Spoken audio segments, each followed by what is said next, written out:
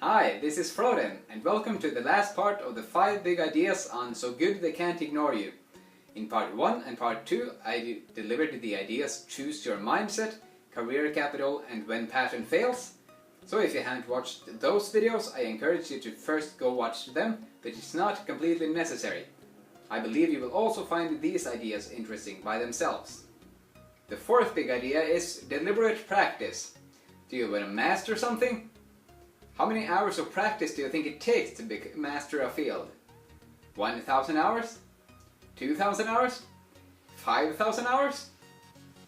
Studies actually conclude that it takes at least 10,000 hours to become a master in something. Anders K. Ericsson was the first one to discover this, but Malcolm Gladwell in his book Outliers popularized the term the 10,000 hour rule, the idea that excellence at performing a complex task requires a critical minimum level of practice surfaces again and again in studies of expertise. In fact, researchers have settled on what they believe is the magic number for true expertise, 10,000 hours. So we now know that it takes at least 10,000 hours of practice to become a master in something. But it's not just any kind of practice, it's deliberate practice. And deliberate practice is when you study the field or game intensely. You gain immediate feedback on what you're doing, which can be, for example, that you look up the solution after solving a math problem, or you're getting advice from an expert coach. And lastly, you have to bring intensity into the practice. And an extraordinary example of this is Mozart. By the time he was touring Europe, he had practiced over twice the amount of hours that similar musician contemporaries had. He practiced for so long and so intensely that his hands were deformed. Can you bring that level of commitment into your practice? If you are willing to study your field or game intensely, receive feedback while you're practicing, and bring intensity and effort into the practice hours, you will have just as good a chance at becoming a master in something as anybody else. The question is whether you're willing to put in the endless hours of deliberate practice it takes to become a master. The 5th big idea is the Dream-Job Elixir. Before I go ahead and describe it to you, think for a second what you believe is the Dream-Job Elixir. Cal describes how Dan Pink's book Drive goes deep into the study of how control can improve our work lives. He concludes that more control leads to better grades, better sports performance, better productivity, and more happiness. Take for example a study done with 300 small businesses. Those businesses were split into 2 groups where 150 businesses gave their employees more control, and the other 150 businesses didn't give their employees more control.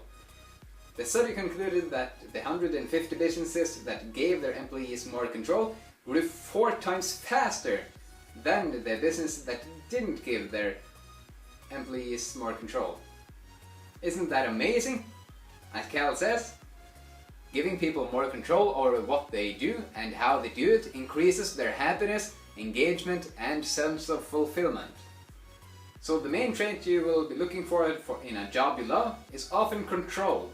But Cal outlines 2 important control traps that you have to be aware of when you're pursuing more control in your work life. The first one is that control can't be sustained without enough career capital.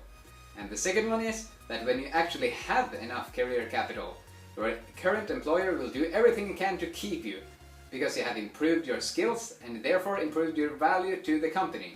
So how do you know when you have enough career capital so you can make the leap of leaving your old employer? This leads me to the law of financial viability that Cal outlines in the book. When deciding whether to follow a pursuit that is appealing to you, you must first find evidence that people are willing to pay for your services or products. If they are, then go ahead. If not, then gain more career capital or choose a new pursuit. Now for a summary. In the big idea deliberate practice, I outlined the 10,000 hour rule, stating that it takes at least 10,000 hours to become master in anything, and that these hours need to consist of deliberate practice, where you study the field thoroughly, you get feedback while you practice, and you bring intensity and effort into the practice.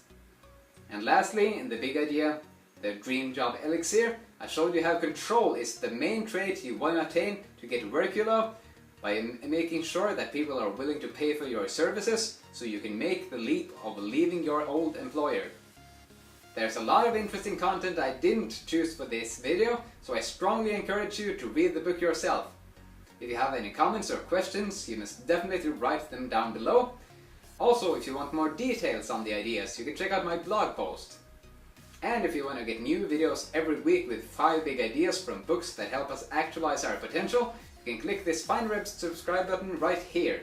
And if you want to contact me, you can send me a message on Facebook or a tweet on Twitter. I have links for both of them in the description. Thank you very much for watching. I'm looking forward to share more big ideas with you soon. Have an awesome day. See ya.